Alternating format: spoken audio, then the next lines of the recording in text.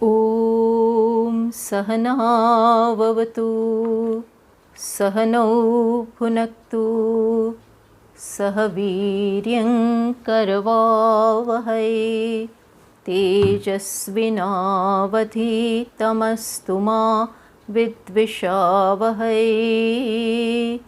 Om Shanta Shanta Shantihi.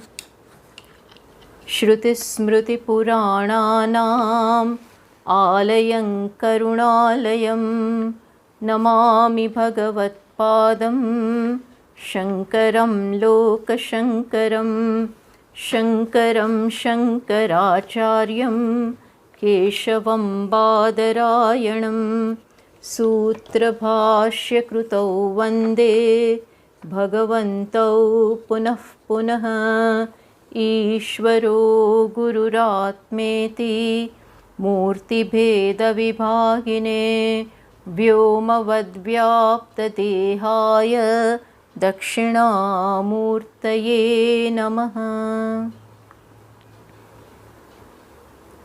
So in Drg Drashya Viveka, we are on verse number 35. As we saw last time, that practically the text is over, but still there are certain questions which arise in the mind of the students, and to reply to them the text now continues. So in verse number 32, the author said that avachinna chidabhasah trutiyah swapna kalpitah vigneyah trivido jivah tatra adyah parmarthikah. There are some questions regarding what is jiva. So the author says that jiva is threefold. Jiva is known to be threefold. First one is avachinna. Avachinna means the one which is conditioned. The one which is conditioned by the body or body-mind-intellect complex, that avachinna. Avachinna means that which is conditioned. That is one. Second one is chidabhasah. Chidabhasah means reflected consciousness. And third one is swapna kalpitah trutiyah. Third one is the one imagined in dream. Jivah vigneyah trividah. Jiva is known in this threefold manner. Which threefold manner? The one which I just repeated. One is conditioned one. For that the example is of pot space, wherein the space is conditioned by the pot. In reality, there is no connection between the pot and the space, but the space is there and the pot is kept here, and it looks as if the space is conditioned by the pot. Similarly, Brahman is there, the absolute reality is there, and the body is there. And body, as it were, conditions the space. In reality, there is no conditioning, because Brahman is totally asangah, unattached. So in reality there is no conditioning. But if Brahman or consciousness looks upon itself as that body, then it is conditioned by it. So jiva, in one manner in which this jiva can be known, this is all the different ways of accounting for jiva, for explaining jivatva. So one is conditioning. Even though reality is all pervasive, it is one without a second, and yet because of the body mind intellect complex, which is known as upadhi, the limiting adjunct, it looks as if the reality is conditioned. So this is one. Second one is chidabhasa. Chidabhasa is reflected consciousness. Here again, The example is of sun reflected in the bucket of water. Sun is there up in the sky and it is reflected in the water which is held in the bucket. So now in reality, sun has not entered the bucket, but still water being there, because the water is there, and water is such a media that it will reflect sun. Water will reflect anything shining will be reflected by water, because that is its quality, to reflect back. And sun is there up in the sky and it is reflected. But if the sun thinks that it is that reflection, if the sun forgets that I am here in the sky, limitless, boundless, full of light, and if it thinks that I am only of the size of the reflection, means sun taking itself to be the reflection is called Chidabhasah. Chidabhasa means here in our case, reflection of consciousness being reflected in the Antakarana is called Chidabhasa. Antakarana is such a medium which has the quality to reflect. So it grasps or reflects back consciousness.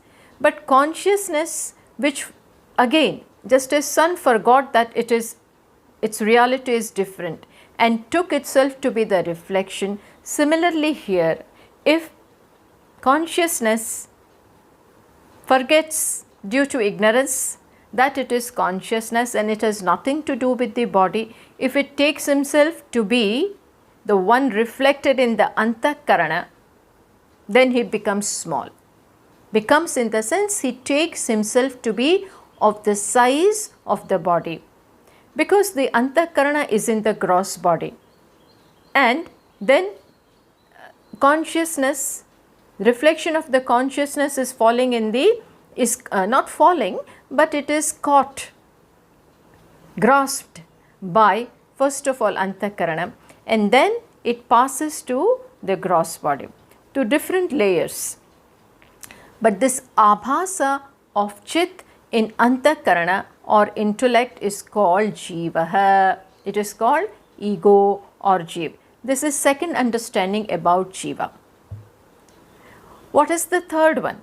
Then Swapna Kalpitaha. It is like the one imagined in the dream.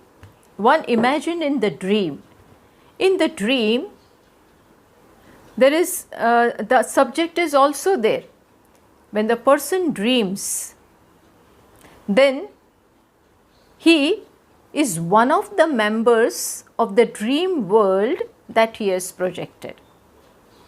So this is third perception, or not perception but understanding about Jiva.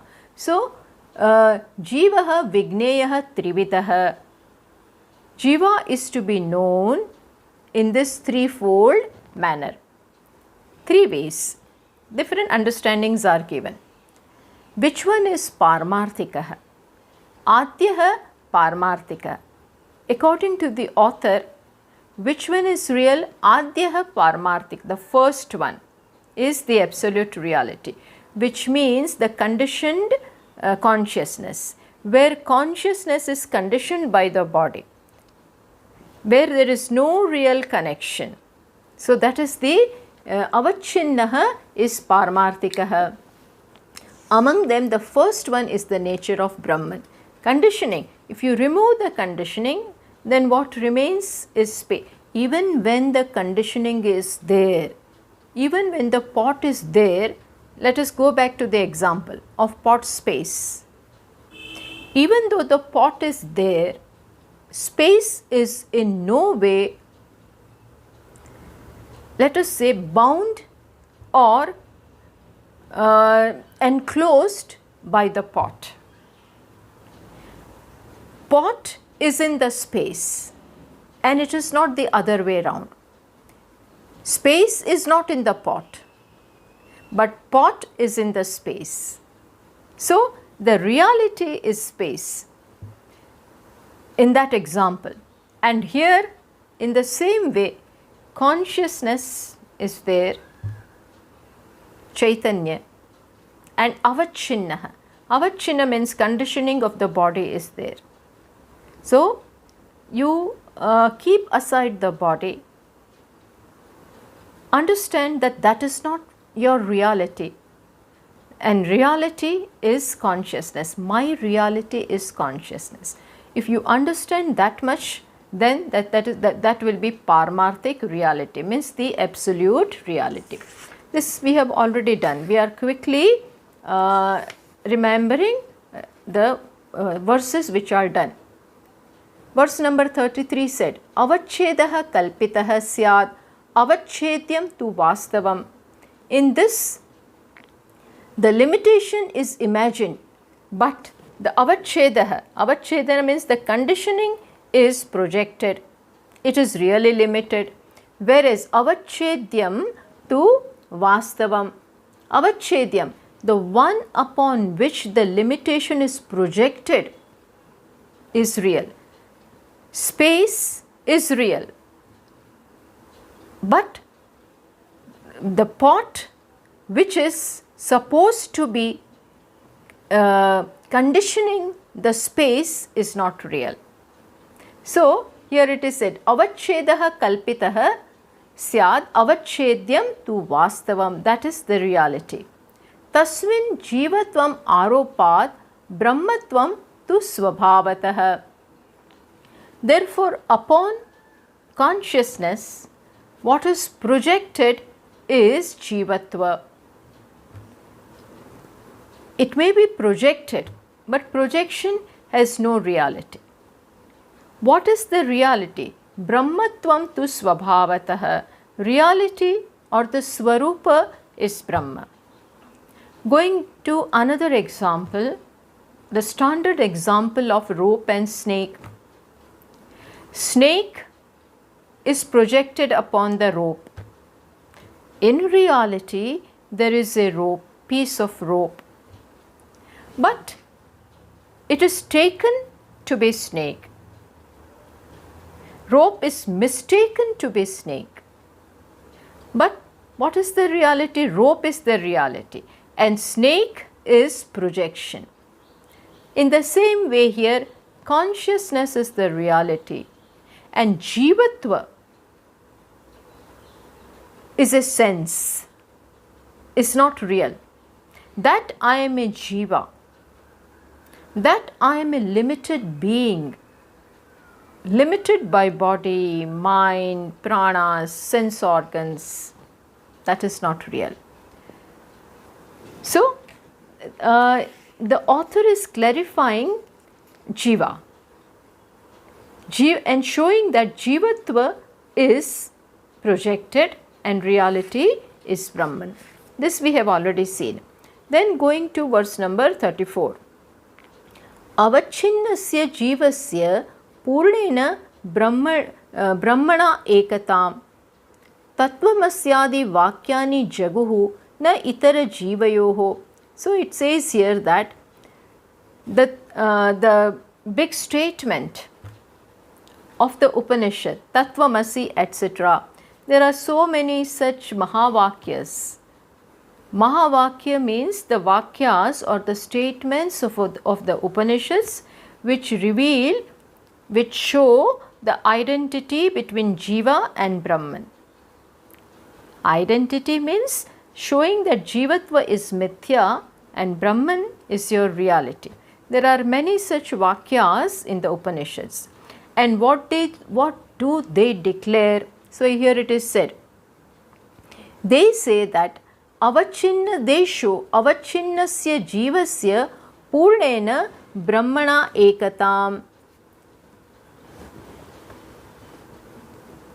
They show that this avachinnasya jivasya purnena brahmana ekatam, they declare the identity between Sakshi and the fullness which is Brahman, but not the identity between the two jivas, other twos. So, of the three, which we have seen, 3 understandings of Jiva are shown. One is avachinna, second one is chidabhasa, and third one is swapne kalpitaha. That is one imagined in the dream. Here the author is saying that the identity which the Mahavakyas like Tattvamasi declare is the identity between what? The conditioned Jiva and Brahman. So, avachinnasya jivasya purnena brahmana ekatam. That is what is shown by them.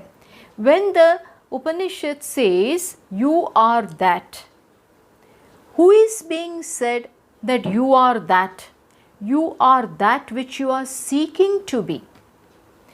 So understand, it is told, supposing I tell to this pot space. Pot space is the space which thinks that it is of the size of the pot. Even though it is boundless space, spaceness is its reality, but it became of the size of the pot merely because it thought, space thought, that I am of the size of this pot. The walls of the pot limit me. I am this much only. So the space in that sense became pot space. So now if I have to educate the pot space, space has become pot space in its understanding. So then I will declare to the pot space that you are not the pot space. Pot has nothing to do with you. You are the space. Pot is in you and not vice versa, not the other way round. You are space and pot happens to be there, but it cannot in any way limit you. So, what the author is saying, that of the 3, the Upanishads declare identity with the avachinna jiva. That means with the conditioned jiva. This we have done in great detail last time. So now, having recapped this much, now we proceed further. What happens, that here another Tikakara says that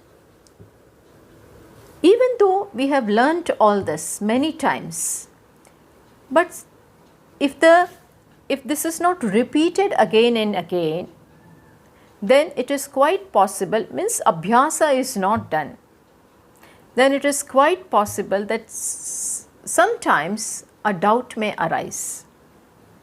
So to remove all these doubts and to firmly abide in the identity of Jiva and Brahma, it is necessary to carry out this kind of discussion. So verse number 35 now says, Brahmanyavastita maya vikshepa vritirupini avrutya khandatam tasmin jagadjivo prakalpayet. See, it says that Brahmani avastita maya vikshepa avruti rupini. Now see, we have to take into account the role of Maya. So before I translate this verse and explain it, I have to say this, that because the question often arises in our mind is that why did Brahman in the first place took itself to be Jiva? If my reality is Brahman, Satchit Ananda, completeness, then why did I take myself to be Jiva, a limited one, in the first place? Why did it happen? this question arises. So now we have to understand that, we have to understand and accept that there is this thing called Maya. Maya means a factor because of which Brahman has taken itself to be this body. Brahman takes itself to be limited. Here Maya will mean avidya. Avidya means ignorance. There is this thing called ignorance, which plays a very important role, the important role in Brahman or consciousness becoming Jiva. So, what does this Maya do? What is the role that it plays? So now we have to see this. This verse tries to explain that Brahmani avasthita Maya Vikshepa Avruti Rupini. So it says Maya, which is of the nature of what? Vikshepa and Avruti. Maya is of the nature of Vikshepa and Avruti. All this has been discussed in great detail in the earlier verses. But still there are certain questions, so we are doing it. Maya has this twofold powers. Which twofold powers? Avruti and Vikshepa. So Maya works through its twofold power. One power is Avruti and other one is Vikshepa. Avruti means concealing, veiling. This is one power. And the other power is projecting. So first it veils or conceals the true nature and then makes us project something else. In our example of rope and snake, the reality, the object which is lying before us is rope. But due to semi-darkness, it is twilight time and you are passing through a forest and you see a piece of rope before you, but because of the darkness, not fully dark, remember, it's not fully dark at 6:30, but it's not fully lighted also. So this situation of not full light is not available and it's not totally dark also. In such a situation, it is quite possible that that particular object called rope is taken to be a snake, or maybe it is taken to be garland, at least not rope. It is mistaken to be something which it is not. So understand that it is not fully covered. Had it been fully covered, you would have walked through it. Had it been fully lighted, which means if it was 9 a.m. or 10 a.m., then you would have clearly seen that it is what? It is rope. There would have been no problem. But this is the peculiar time, 6:30, 7. At that time, it is not full light is not there and total darkness is also not there. In this particular time, peculiar time, it is quite possible that we tend to make mistakes. We means anyone can mistake the rope to be something else. So something is seen definitely, but not clearly. So not seeing it, the real nature, the real object is rope that you could not see. because of the darkness, semi-darkness. So that is called avruti. That darkness concealed the object before you, but it did not stop there. What happened? You took it to be snake. Something else is created instead of what is really over there. Instead of the object being understood as rope, you took it to be snake. Understood? So that different creation which took place is called Vikshepa. So Maya, as I said, has this twofold powers. One is to conceal and other one is to project or to create. Not being able to, not allowing us to see the rope as rope is called avruti, and making us see snake over there which is not there at all is called Vikshepa. So this Maya, this is what Maya does. This is its power, remember. Sache Maya, where is it? Brahmani avasthita. So the verse says, Brahmani avasthita Maya Vikshepa avruti rupini. This Maya means ignorance, which is in the form of, or which has this twofold powers, which is in the form of avruti means concealing, and Vikshepa, what does it do? Brahmani avasthita. Where is it? Now this is a big question. Where is this Maya? We have to understand this very well.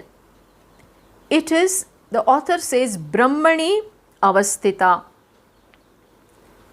It abides, Brahmani avasthita. Brahmani avasthita means what? It is there in Brahman. It abides in Brahman. This is most surprising. On one hand, another question can arise. On one hand, you say that Brahman is of the nature of Satchidananda, existence, consciousness, bliss, Ananda. And then again you say that Maya also abides in Brahman. Yes, we have to say this. Why? Because had it been somewhere else, then there will be another reality. One reality is Brahman, and there is still another reality called Maya, standing on its own legs, independent reality. And Brahman is also independent reality. Shruti, Upanishad doesn't say this. Upanishad says that there is only one reality. What is that? Brahman. So Maya is not an independent reality. And still ignorance is there in our life. Misapprehension is there in our life. So Upanishads, what does it say? It cleverly brings this factor called Maya and says that it is due to this Maya, which is what? Which is like the power of Brahman, Shakti of Brahman. And just as Shakti has its source in the Shaktiman, similarly, tentatively, listen my words very carefully, tentatively we will grant that Maya abides in Brahman. This is not an absolute statement, but understand this, listen this very well. To account for Jivatva, we have to mean Shruti. Upanishads brings this factor called Maya. Otherwise, you cannot explain how this jiva has come into being. Why do I feel small? Why do I feel limited? We have no answer. Because if I am Brahman, as you say, then why do I feel small? Who is responsible for that?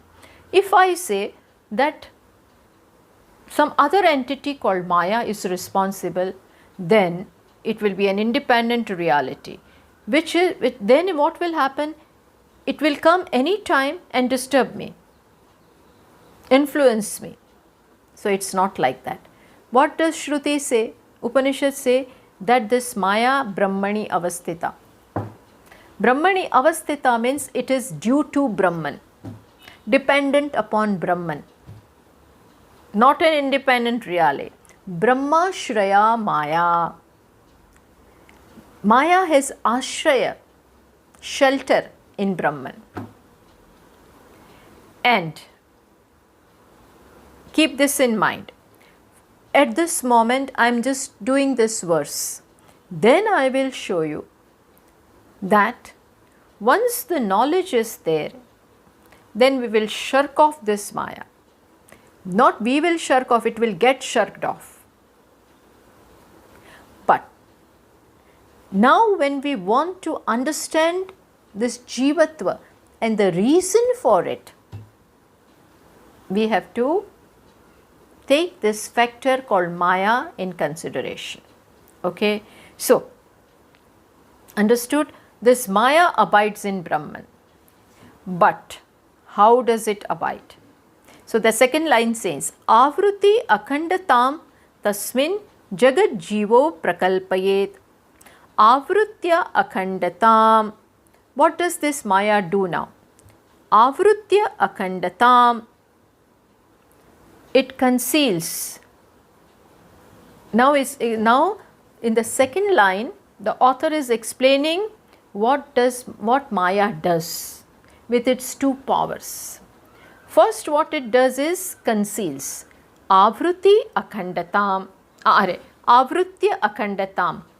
The akhandata means oneness, indivisibility, wholeness. Akhandata, Brahman is just one without a second. This thing is concealed, avrutya. And then, what does Maya now project? Having concealed, it now projects what? Tasmin. So now Brahman is not understood as Brahman, but understood as something else. Tasmin, upon that Brahman, Jagat Jivo Prakalpayet. What does Maya do? It imagines, it projects what? Jagat and Jiva. Jagat means the creation and Jiva. Obviously, when the Jiva is there, is part of the Jagat, he is part of it. So both of them are projected. Understood? What did Maya do? Maya, which is its abidance in Brahman, first conceals its true nature, akhandata is concealed, and then Jagat and Jiva are projected upon it. This is what Maya does. While Vikshepa Lakshana Shakti Dvayatmika Anirvachaniya Maya. Maya is anirvachaniya. How did it come about? Where was it? So we have no answers to this. So we say tentatively, for the time being, that it abides in Brahman. It is just to explain.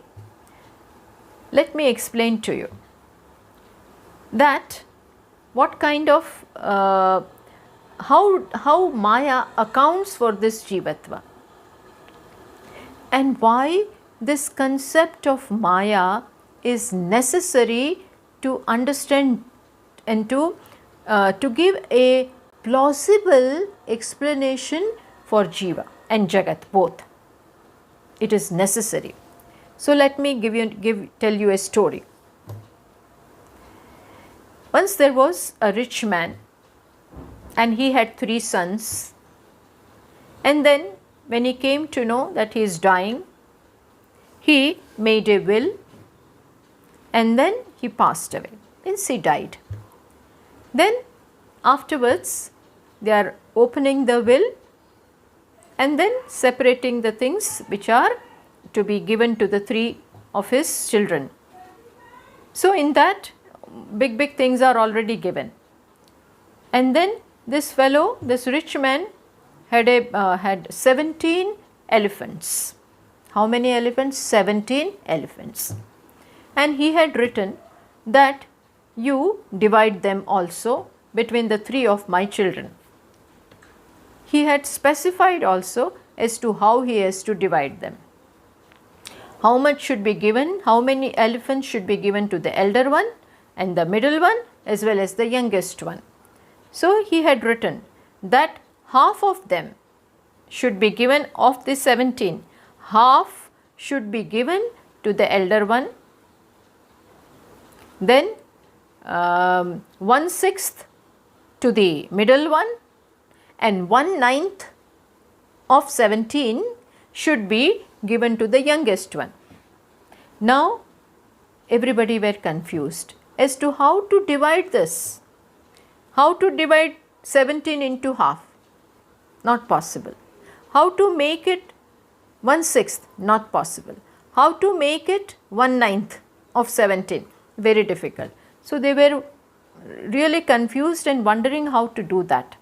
At that time, the minister of the king was passing on his elephant. He was riding on his elephant and going.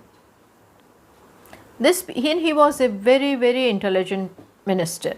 So this people approached him and said, please sir, please bring a solution to our problem. He said, what is your problem? Then they explained to him that we have to divide this 17 elephants into so many parts, half, 1/6, 1/9. We cannot do anything. So immediately he was just thought for a second, that minister, and then got down from his elephant and he said, take this elephant, 18th one, add to your 17. So it will become 18. Rich man had 17 and you take my elephant, make it 18. And now since there are 18 elephants, give half of them to the elder one, so 9 were given to him. Then give 6 to the middle one and 6 to the middle one and 2 to the youngest one. Give 2 to him.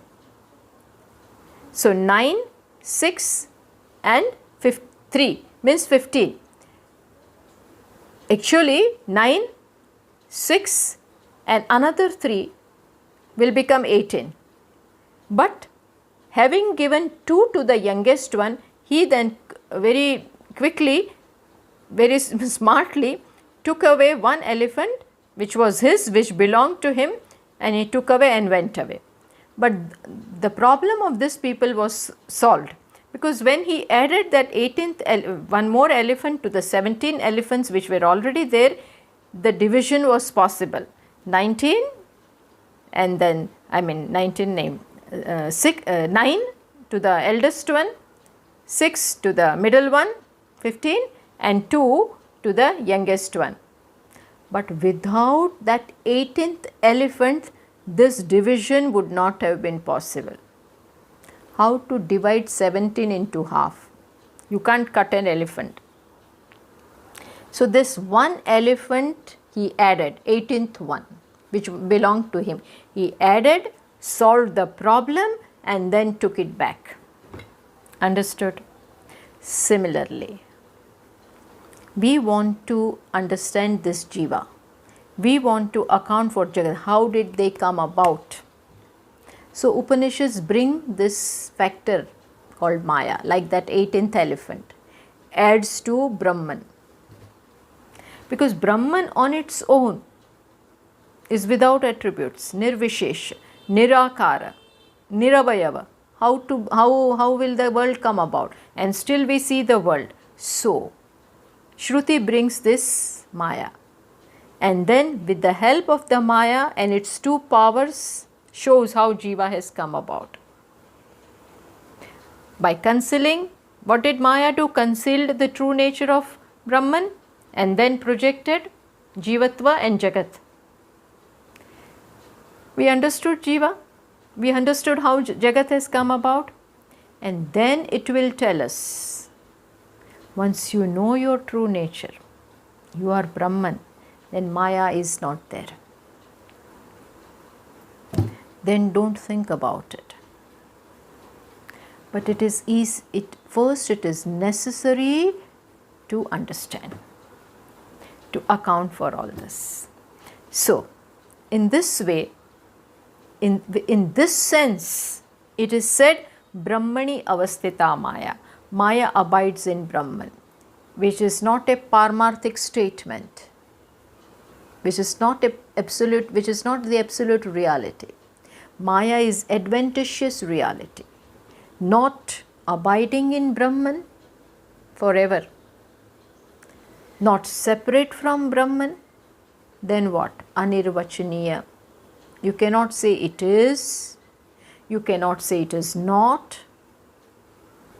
So the word that is used for it is mithya. Mithya means you cannot make any categorical statement about it, because in reality it is not there. Tentatively it comes into picture, solves the problem and then goes away. Follow? This is how it is to be understood. Then, having done this much, now we proceed to verse number 36. But who is this Jiva? And what is the nature of Jagat? Supposing this question still bothers us, then it is said in verse number 36. Jivo distachidabhasah bhaved bhokta hi karma krita bhogya rupamitam sarvam jagat syad bhuta bhautikam. I am repeating the verse. Jivo distachidabhasah bhaved bhokta hi karma krita bhogya rupamidam sarvam jagat syad bhuta bhautikam.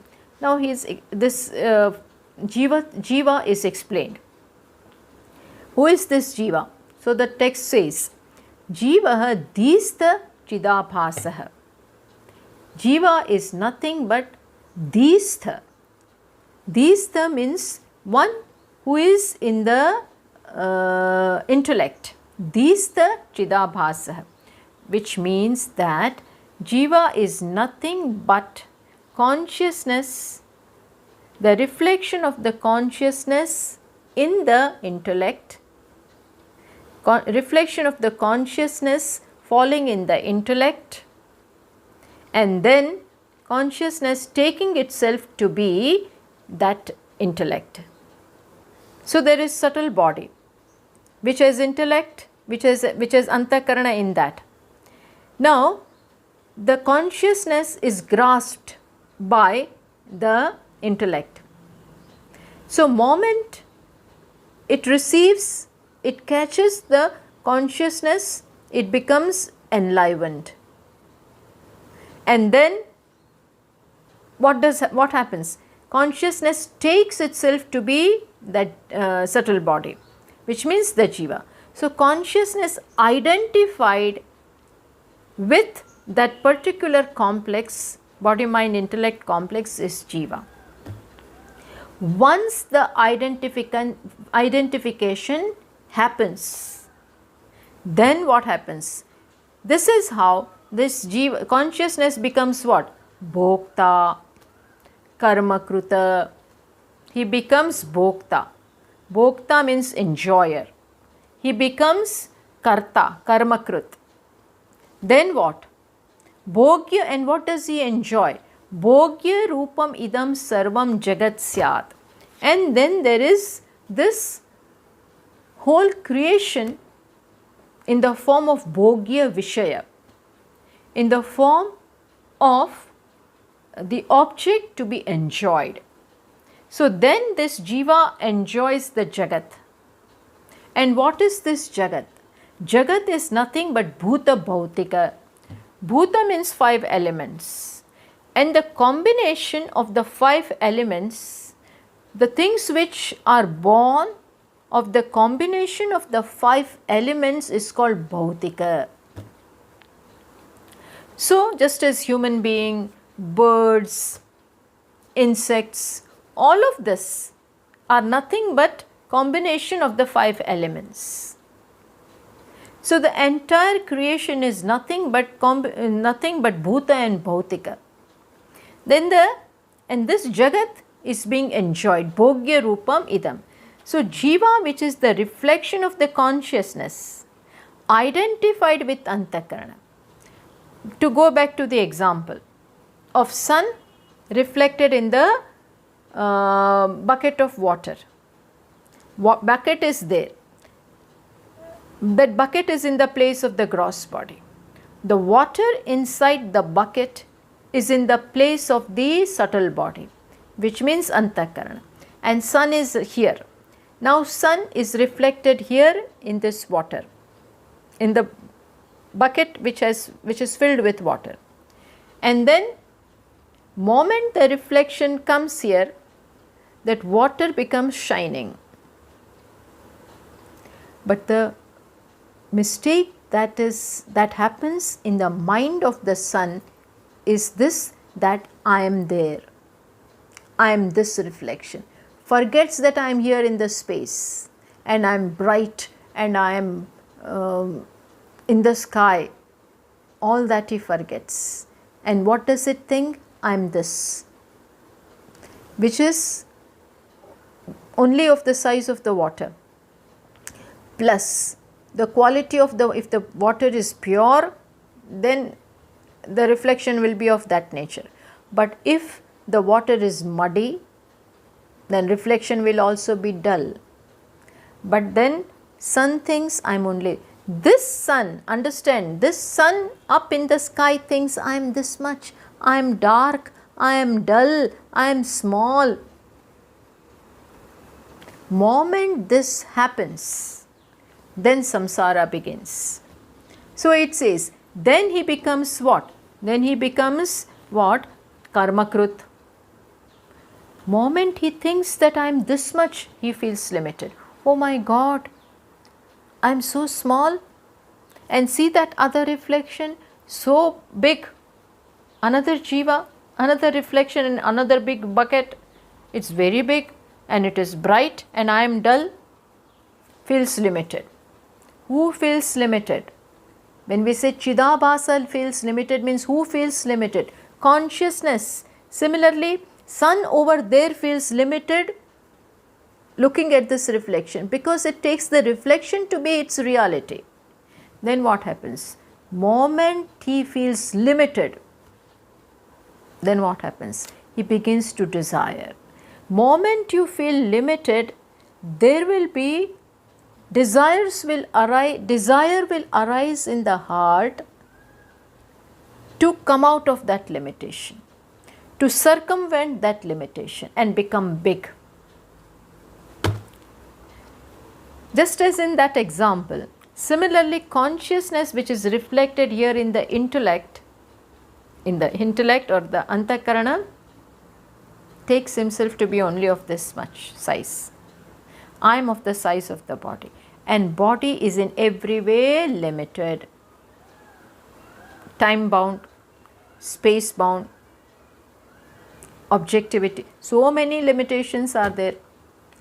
And who takes these limitations upon himself? Consciousness, and feels limited. I am helpless, hapless creature. Samsara begins. Moment you feel limited, desires will be there. I must become big. You cannot help it. Moment desire is there, actions will come to come out of that limitation, to overcome those limitations. So in this manner he becomes karma kruta, he becomes karta. And moment you perform actions, then you have to enjoy the result of those actions. So he becomes bhokta, enjoyer. Once you do something, then the result will come. When the result will come, you have to enjoy it. So you become enjoy. Then again you do. Then again you enjoy. Then again you do. Then again you enjoy. And when you do, the result is there before you in the form of this creation. So this creation is a reply to our desires. Moment we start desiring, things come. You work for it. You do actions for it. So creation is nothing but an answer in the form of our desires. Answer to our desires. We desired and Bhagavan gave it. This is how the creation has come about. First Jiva came and he has many needs. So the creation is created for that. So this is how author is explaining that Jivaha dista chidabhasah. Actually he is consciousness. Chit, but his abhasa, reflection falling in the intellect, is taken to be real. And he suffers from this sense of being small, the sense of being inadequate, this sense that I am small. I'm deliberately using the word sense because it is just a sense, it is a notion. There is no reality to that. Sun thinking that he is a reflection and only of that size is a notion because he is not limited. Similarly, consciousness becomes Jiva. That becoming is a sense. It's not real. But it is as good as becoming real. Why? Because moment you feel you are small, you are small. You are what you think. And then you can't, first you brand yourself as small and then you can't accept it. So you do actions and then results come. Then again you enjoy those results. In the process of enjoying, new desires are there. So you create, again you work, again you enjoy. Samsara has begun. This has been going on for beginningless time, and it will continue as long as consciousness thinks that I am of the size of the body. I am the body. That is nothing but a notion. It is born of identification with the body, which has no basis. It has no basis. But here author is trying to show us as to how all this came about. So what is this samsara? Samsara, as I often say, is not being married. Samsara doesn't mean you have a wife. Samsara doesn't mean that you have children and you have husband and you are a householder and going for work, and no, that is not samsara. Samsara is taking myself to be limited. Limitation is there, no doubt. Body is limited, but consciousness is there. Consciousness is consciousness and body is limited. Let them be what they are. But consciousness identifying with this limited body is samsara. Once you identify with the body which is limited, body means the entire complex, then you will suffer. The sense of being limited is bound to be there. It is like the actor playing the role of a beggar, but forgetting that he is the actor and taking himself to be the beggar. He wore the costume of the beggar, and somehow maybe he took a little more of alcohol before going on the stage. We do not know why, but he forgot. An actor takes himself to be the role. I am the beggar, which is not real, but still mistake is made. Then he cannot be a beggar. So now he will go and ask everyone, give me more, give me more, give me more. He will suffer from the sense of beggarliness, and he will try to earn more, beg more, cheat and do everything to come out of that. Samsara has begun. Even though all the while that he is begging, he is a rich man, but that is of no use. So understood what is the reason of this? Jivatva is not real. It is nothing but a notion born out of identification with the body, mind, intellect complex. So this is being explained. We will proceed further to verse number 37 next time. Thank you. Om Purnamadah Purnamidam Purnat Purnamudachyate Purnasya Purnamadaya Purnameva Vashishyate. Om Shanta Shanta Shanti. Harihi Om. Shri Gurubhyo Namaha. Harihi Om.